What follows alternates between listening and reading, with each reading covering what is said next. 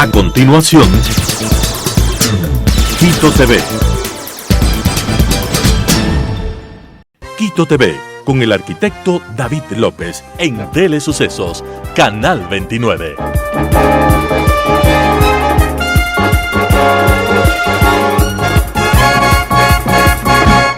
¿Qué tal, amigos? Bienvenidos a Quito TV, el espacio de la ciudad, aquí en Telesucesos, Canal 29 en señal abierta, 29.1 también señal abierta, 73 en Extreme TV Cable, 43 en Claro TV, Canal 6 en Cable Unión, Alfa TV, Canal 44 en CB Televisión, en el Cantón Mejía, en Machachi, y nos pueden ver desde cualquier parte del mundo entrando a www.telesucesos.net, ahí está el icono de en vivo y nos ven en vivo y en directo desde cualquier parte del mundo. Además, en YouTube pueden revisar este programa como Telesucesos HD. Tenemos el día de hoy la presencia de Erika Paredes. Ella es cuencana, es candidata a la vicepresidencia de la República en fórmula con el presidenciable Otto Sonnenholzner en estas elecciones express que se van a realizar el 20 de agosto con una posibilidad de una segunda vuelta electoral, y posiblemente en diciembre, de lo que se tiene más o menos establecido, se puede dar el inicio del mandato, de ese mandato corto para terminar este periodo presidencial que irá hasta mayo del 2025. Erika, bienvenida, ¿cómo está? Usted es de una familia que viene de lo artesanal, de la artesanía. Su abuelo estuvo en Carondelet, pero arreglando el tema de los muebles, y tengo entendido que en Cuenca también sus padres y sus tíos mantienen este negocio de los muebles que se los denomina Luis XV. Bienvenida, ¿cómo está? Muchas gracias, David. Muy bien, muy feliz de estar aquí con todas las personas que nos están escuchando, que nos están viendo. Y sí, yo soy cuencana, pero aquí tengo que decir una cosa. Mi papá es de Quito y mis abuelos de padre y madre son quiteños, así que yo crecí en Quito, venía acá todos mis veranos. De hecho, mi abuelita tenía un negocio donde antes se remendaban las medias frente al Parque del Arbolito. Entonces yo crecí ahí, veníamos acá, por eso es que veo los veranos de Quito, y hoy que estoy aquí digo, qué maravilloso estos soles, ver los volcanes. Vengo de ahí, mi familia es una familia de artesanos, del lado de mi padre, viene desde mi abuelo. Tú decías, mi abuelo me ganó en esta competencia de llegar a Carondelet, pero bueno, reparando muebles y haciendo lo que los artesanos hacemos, o sea, trabajando muy duro. Yo crecí en ese mundo de cargar muebles, de ayudar a mis papás en la tarde en las ventas en el local para ver si se saca adelante, pero en ese mundo de trabajo en el que todos los ecuatorianos hemos venido. Yo me he ido superando a lo largo de estos años, trabajando fuerte, porque la verdad es que nadie nos regala las cosas y uno se tiene que esforzar. Entonces vengo de ese mundo. Así es. Precisamente, usted tiene una licenciatura en estudios internacionales en la Universidad de la SUAY y luego fue becada para estudiar una maestría en estudios de desarrollo en Suiza, y recientemente concluyó una maestría en administración pública en Harvard. Sí, ¿no? Sí, acá he hecho todo eso. ¿Con qué afán? Con el afán de que uno tiene que capacitarse, tiene que formarse para poder servir al país. Yo llevo trabajando 15 años en servicio público, o sea, es lo que he hecho toda mi vida porque es mi vocación. Entonces, empecé en la Universidad de la SUAY, una universidad a la que adoro, a la que quiero con toda la vida, porque me dio esa formación de decir, bueno, ¿qué podemos hacer desde el Ecuador para el mundo? Pero ¿qué podemos hacer desde la SUAY para todo el país? Y ahí la verdad es que con mucho esfuerzo me he ido ganando becas, porque mis padres, al igual que muchos ecuatorianos, hay veces que la plata no nos alcanza para pagar los útiles escolares, no nos alcanza para las pensiones. Entonces, decir que en ese momento mis padres me iban a pagar la universidad para ir a estudiar a Suiza, es algo que uno no lo imagina. Entonces, con mucho esfuerzo me gané esa beca, y de ahí empecé a entrar al mundo de las Naciones Unidas, que a veces para una cuencana, y yo digo para cualquier persona que vengamos de una provincia pequeña, de universidades y de escuelas más pequeñas, es más difícil. Entonces yo pasé todo un proceso de superación, pero un proceso también en el de discriminación. A veces discriminación por mi color de piel, discriminación por ser mujer, discriminación porque no venimos de sectores económicos necesariamente altos, ni tenemos los amigos que hablan con el primo, el tío, y que nos ayudan a subir en un puesto. Entonces la verdad es que me he ido superando mucho, con mucho esfuerzo, y espero abrir el camino para que las mujeres que vienen después de mí no tengan que entrar como yo, peleándose, ganando su lugar, sino que ya lo tengan en la mesa simplemente por lo que somos. Así es, escuchaba una entrevista que le hacían a su compañero de fórmula, Otto Sonnenholzner, la semana pasada, y le preguntaban quién le sugirió el nombre de Erika Paredes, porque dice, no, ella es una correísta, pidió la certificación de Rafael Correa para ir a estudiar a Harvard, etcétera, etcétera. Pero él dice, yo mismo la escogí, porque hace un año que venimos trabajando en proyectos juntos. ¿En qué tipo de proyectos es lo que vienen trabajando? ¿Cuáles son esas iniciativas que las han venido programando? Esperando este momento que se adelantó, porque seguramente lo venían programando como para el 2025, para las elecciones, sí. Pero a raíz de la muerte cruzada, ese momento se adelantó. ¿En qué han venido trabajando con Otto Sonnenholder, sobre todo entendiendo su experiencia dentro del campo ambiental? Sí, mira, nosotros nos conocimos estudiando en una de las mejores universidades del mundo. La verdad, escogimos no estudiar cualquier cosa, estudiamos administración pública, o sea, para lo que hacemos, porque pudiéramos haber estudiado negocios, cualquier cosa, estudiamos los dos administración pública. Durante ese año conectamos en varios temas. Yo noto, vi que es una persona honesta, que para mí es fundamental, porque yo crecí con esos valores de mis abuelos y de mis padres, y eso nunca va a cambiar. Entonces, para mí era fundamental conectar con esa honestidad, pero con esa capacidad de dar soluciones. O sea, yo ya vi en Otto el trabajo que hizo y digo, bueno, él puede y ya lo ha hecho y ya ha tenido resultados, entonces queremos trabajar. Y mientras estuvimos estudiando, construimos lo que tú decías, qué proyectos, o sea, qué procesos podemos hacer que tengan un rápido impacto, que tengan un impacto que llegue a toda la población y que lo podamos hacer sin entrar en grandes conflictos, de dañar a la gente, de que seamos nosotros como autoridades que nos digan, bueno, hay que servir a las autoridades. No, es al revés, son las autoridades las que sirven a los ciudadanos que votan por nosotros. Pero se llama servidores públicos, además. Eso, David, es algo que yo quiero que vuelva a la política ahora. O sea, hay que entender que nosotros somos servidores públicos y eso se ha olvidado. El otro día estábamos caminando por las calles de Cuenca y me decían, ayúdennos con esto. Yo decía, no tenemos que ayudarte, es nuestra obligación. O sea, el dinero que tenemos en el Estado es el dinero de los ecuatorianos, del dinero de los impuestos, del dinero de los petróleos, del dinero de las ventas. O sea, es nuestra obligación dar esto a los ecuatorianos, que llegue a los padres, que llegue a los abuelos que no tienen acceso a la salud pública, a los niños que no tienen acceso a la educación. Y mi ambición aquí es que sean los ecuatorianos que nos fiscalicen por lo que estamos ofreciendo, lo que estamos diciendo, que nos digan, a ver, Erika, ¿qué pasó? ¿Qué pasó con ese programa de empleo que nos dijeron que se podía implementar? No se hizo. Entonces, llega un momento en el que uno tiene que escoger por propuestas y no porque yo daño a una persona, porque diga él es así, no, esto es lo que proponemos, esto es lo que podemos hacer adelante y esa es una de mis metas también, de que más jóvenes, de que más mujeres regresen de nuevo a la política, porque es un espacio que la gente buena, que la gente honesta hemos dejado vacío por demasiado tiempo. Así es, nadie quiere participar en política. Es una mala palabra. Es una mala palabra, lastimosamente, y entendiendo desde ese punto de vista, creo que la intención, como usted dice, es llegar a servir al pueblo, no a servirse de él, que es lo que siempre se dice en el discurso, pero termina sucediendo lo contrario.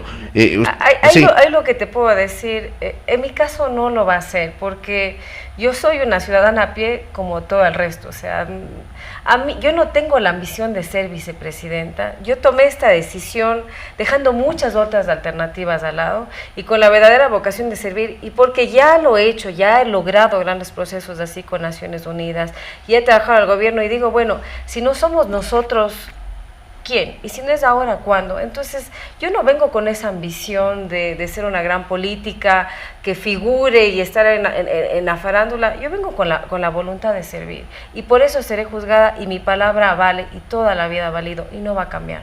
Así es. Ha trabajado dentro de lo que es la iniciativa del Yasuní ITT.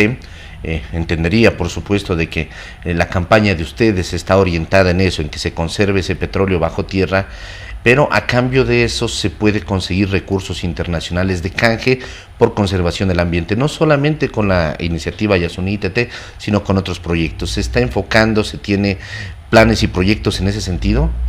El Yasuní, o el Yasuní ITT es uno de los proyectos con los que yo soñé, al que le puse mi corazón, donde empecé mi servicio público en Ecuador, trabajando para justamente gestionar fondos verdes para la conservación.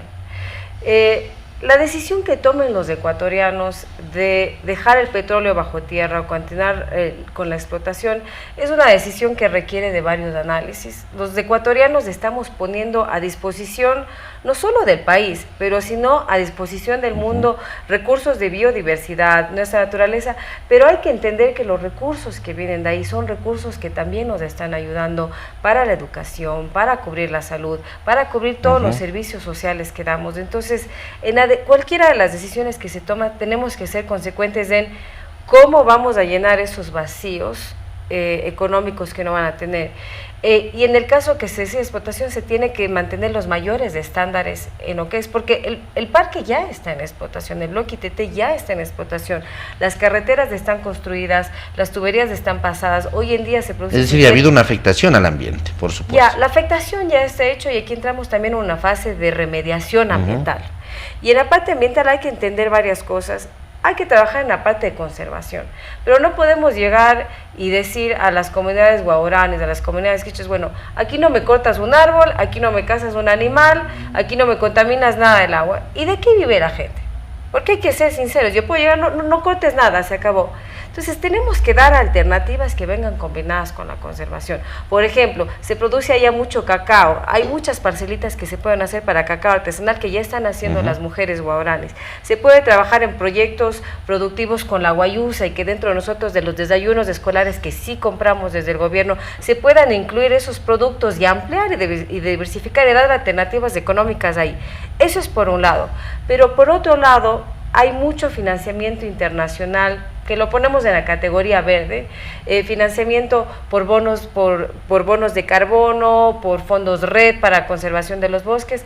Hay alternativas financieras que se pueden utilizar para poder solventar potencialmente ese hueco financiero que tendríamos en el país. Y hay que entender que esos bonos, esos son un canje, no son préstamos, digamos, que los que va a tener el país, sino es un canje por conservar el ambiente. Exactamente. Eso hay que tenerlo muy claro. Eso hay que tenerlo claro. Yo creo que los ecuatorianos lo estamos sintiendo y estamos en la parte en donde el cambio climático está haciendo sus efectos más adversos. Vemos cómo el Chimborazo está en un gran proceso de deshiele y también todos nuestros glaciares eternos, pero también vemos cómo la intensidad del Niño cada vez viene con más frecuencia y con más intensidad, y esos son efectos del cambio climático. ¿Y por qué digo esto? Porque a nivel global, a nivel internacional, hay una gran coalición para luchar contra el cambio climático, y el Ecuador es uno de los países que está mejor posicionado para acceder a esos fondos. ¿Por qué? Porque tenemos grandes zonas de áreas protegidas, porque nosotros no contribuimos mucho con la emisión de carbono y porque nosotros tenemos mecanismos en donde ya tenemos altos porcentajes de energías renovables. Entonces hay posibilidades reales para hacerlos y hay los recursos en la arena internacional. Así se ha topado usted el fenómeno del Niño. ¿Qué hacer? Porque el fenómeno del Niño está iniciando ya. El otro día hablábamos con una experta de la UDLA precisamente, y existe ya un 80% de que sea moderado hacia fuerte, ¿no? El fenómeno del Niño está, aunque sea de manera leve, va a estar, y eso significa que en caso de que ustedes lleguen a la presidencia, precisamente en la posesión, van a estar seguramente en la cumbre, en la parte más alta de lo que es el fenómeno del Niño. Sí. ¿Qué prever desde ahora para poder mitigar en algo ese fenómeno del Niño? Y digo mitigar ahora porque no se lo ha podido hacer antes, debía de haber sido un proceso de todas esas zonas que van a ser seguramente devastadas, inundadas lastimosamente, que no se lo hizo. ¿Qué hacer en ese momento? ¿Con qué llegar? ¿Existe un plan ya sobre eso? Sí, nuestra prioridad son las vidas de las personas, porque la economía se puede recuperar. Hay que ser sinceros de aquí y hacemos un llamado, y lo estamos haciendo en cada una de las entrevistas. Es responsabilidad del gobierno actual tomar medidas necesarias. Se debe por lo menos invertir 300 millones en tener los planes de evacuación, en limpiar las partes de los drenajes, en tener hospitales móviles para tener una respuesta en las zonas más afectadas.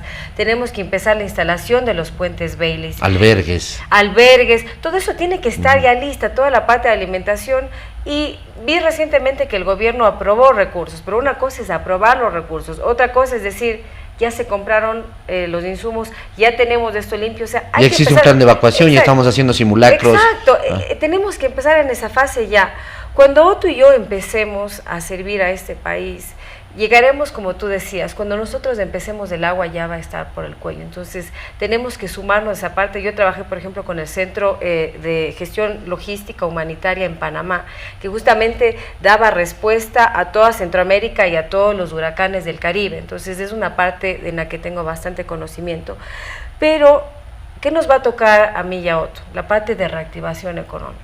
¿Qué hacemos con todos los cultivos que están siendo destrozados? Con la acuacultura que está perdiendo su territorio. Y recordemos que después de las explotaciones petroleras, la mayor parte de las exportaciones de nuestro país vienen de esta zona. Entonces hay que reconocer que ahí vamos a tener muchos recursos. Ahí vamos sí a trabajar con países amigos que siempre nos han apoyado, pero también con fondos de reactivación económica que existen dentro de los bancos multilaterales, como ya se lo ha hecho en el pasado, pero ahora con una mayor probabilidad, y sobre todo buscando en cómo construimos mejor, cómo hacemos que tengamos casas más resilientes, que el sistema de drenaje sea mejor, porque con el cambio climático el niño va a volver con mayor frecuencia y con mayor intensidad. Entonces tenemos que prepararnos para eso, y nos importa ahí sobre todo la parte económica y la parte social, que es en la que vamos a llegar nosotros. Estimamos una inversión entre unos 3.000 y 5.000 millones de dólares que se va a necesitar para reactivación. Así es, el fenómeno del Niño incluso tiene una característica especial, que a veces entre más fuerte es, esas lluvias se mantienen en la costa, pero en la sierra existe en cambio una sequía, lo cual también hace que falte el río, que no haya agua, que se pierda la agricultura precisamente. Entonces, hablamos por lo general, porque es como más invasivo, como más dramático el tema que pasa en la costa, pero también la sierra sufre precisamente los estragos. Incluso no sé si este veranillo que estamos ya atravesando, un verano adelantado, de lo que estaba en julio y en agosto, puede ya responder, yo creo, a lo que es el fenómeno del Niño. Usted topó un tema acerca del empleo también al inicio de la entrevista. ¿Qué hacer, qué planes se tiene respecto a la creación de fuentes de trabajo, de plazas de empleo formal, además, para que los ecuatorianos tengan precisamente ese respaldo, porque con empleo viene también la salud, viene la educación, viene la seguridad? Totalmente. Con Otto nosotros estamos trabajando en un plan que responde a las necesidades urgentes que tenemos los ecuatorianos. Es paz, plata y progreso. Paz en las calles, plata en los hogares y progreso para las familias. En cuanto a la parte de empleo, es un sector fundamental para nosotros, y sobre todo yo en estos días he estado en mucho contacto con gente joven, con todo, y vemos que el mayor sueño que tienen ahora los jóvenes es migrar. ¿Cómo puede ser posible que después de que los padres han hecho un esfuerzo toda su vida para educarlos, que han hecho un esfuerzo aún mayor para que algunos lleguen a la universidad, y que no haya posibilidades de empleo? Entonces, por ejemplo, en empleo joven vamos a trabajar con programas de reactivación, con educación dual. Queremos crear una especie de fomento de empresas innovadoras, porque los jóvenes lo que tienen ahora es esa capacidad de innovar, a ver, de cómo damos estas formaciones cortas, por ejemplo. Un montón de ideas, un montón de ideas, y tenemos que facilitarles, uno, el acceso a créditos blandos, el acceso a que no sea tan restrictivo todos los procesos administrativos que se tienen que hacer. Entonces, de nuestro lado vamos a reactivar esa parte económica, y con el empleo de mayor escala vamos a empezar con un programa muy alto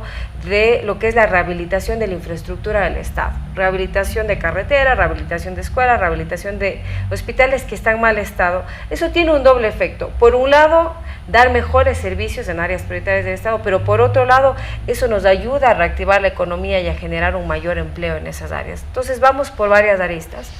Así es, el tema de la salud. Otto Sonnenholzner estuvo en su calidad de vicepresidente prácticamente en la cumbre, en la parte más fuerte de lo que fue la pandemia. Cosas que se dan alrededor, además de esto de la pandemia, el tema de los hospitales, tanta muerte que sucedió. Él incluso en esta entrevista que le hacían a Otto Sonnenholzner no quería topar el tema porque se le venían a la mente escenas realmente dramáticas. Mucha gente le criticó, decían que Otto es foto y que se está simplemente tomando la foto. Otra cosa es haber estado seguramente ahí en el campo de batalla, ¿no? Con el riesgo incluso para la salud de él. Independientemente de eso, ¿qué hacer en el tema de salud? Porque no solamente es salud el dar la medicina, el atender en los hospitales, sino las campañas de prevención para en lo posible no llegar a esa instancia de la salud curativa ya, sino la salud preventiva. ¿Qué hacer desde ese aspecto? La salud preventiva es fundamental, y ahí empieza desde una fase de la niñez. O sea, tenemos altos índices de desnutrición, por ejemplo, en los niños, y hay programas ya existentes que se tienen que fortalecer, porque aquí hay que ser sinceros, uno no tiene que llegar y decir todo lo que está aquí está mal.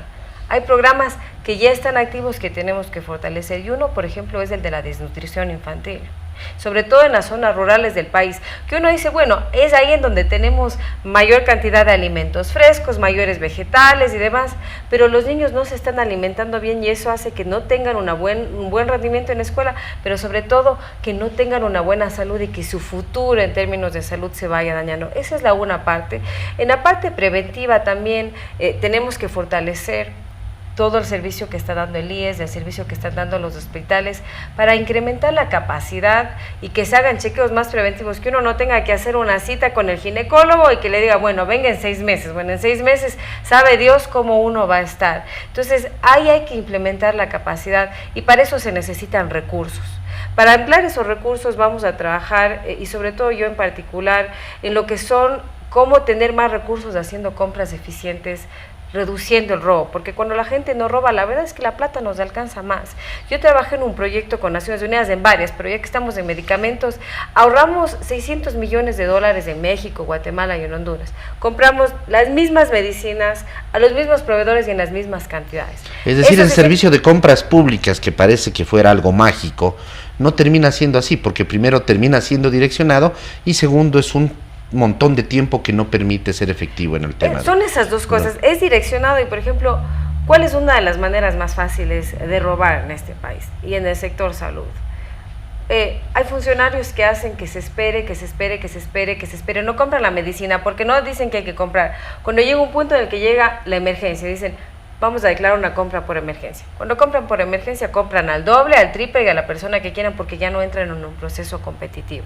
Entonces, al hacer compras consolidadas, lo que nos permite es comprar bien, pero ahí viene la siguiente parte, ¿no? Cosas que yo compre, y si todo se queda en las bodegas de las capitales o de las grandes ciudades y no llega a los centros de salud de las parroquias, ¿de qué nos sirve si la medicina no está con llegando? Unas mafias ahí metidas, además que nadie quiere ser ahora director de un hospital porque lo terminan matando. Sí.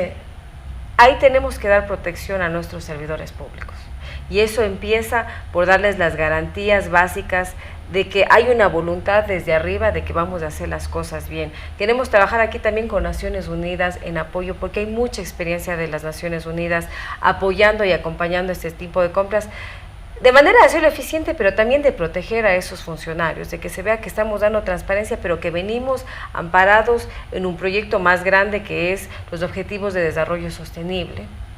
En este recorrido que vienen haciendo por el país, ¿con qué se ha encontrado usted, Erika? Primero, con algo nuevo, como usted dijo, nunca ha estado metida en la política, precisamente en lo que son las campañas políticas, lo que se conoce como campañas políticas. ¿Con qué se ha encontrado? ¿Cómo ha sido esta experiencia? ¿Qué es lo que se recoge de la gente? Aparte de ese, ayúdenos con tal cosa, ayúdenos con tal otra cosa, que como usted dice, eso no está bien, porque prácticamente debe ser de oficio el tema, no de ayudar, sino de dar a base a los recursos que son de nosotros mismos, proveerle a la gente. ¿Con qué se ha encontrado en esta campaña? Con mucha injusticia social, de ver a las abuelas, 85 años, todavía vendiendo chocolate en el mercado, de ver a muchos padres que no es que no quieran trabajar, pero no hay trabajo y lo que hacen es viven al día a día y sus hijos están por las calles, no acceden a educación. Estamos en un país que está muy convulsionado y a mí me duele ver esa realidad. Y digo, claro que podemos hacer cosas, podemos dar respuestas, podemos dar soluciones. En 15 meses no vamos a hacer un cambio estructural al país, pero sí que podemos dar soluciones a las necesidades más urgentes del país.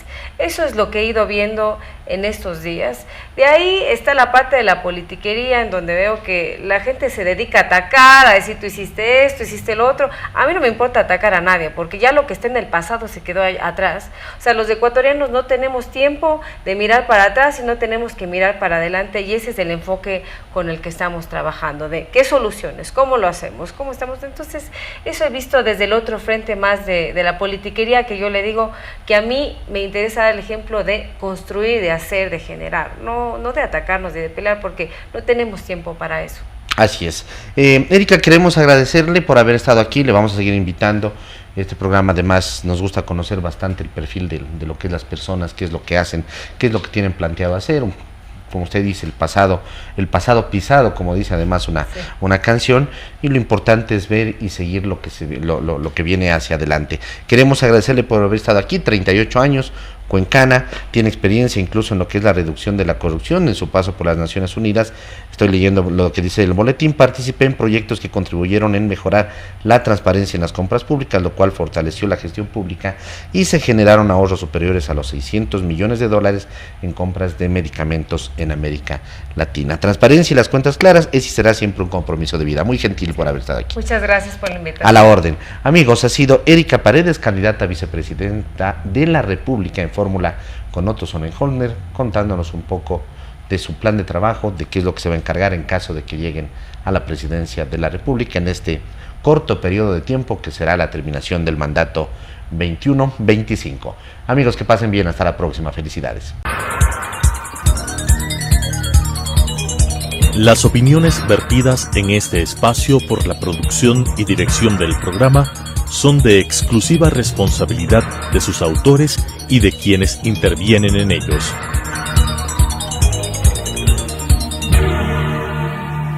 Quito TV, con el arquitecto David López, en Telesucesos, Canal 29.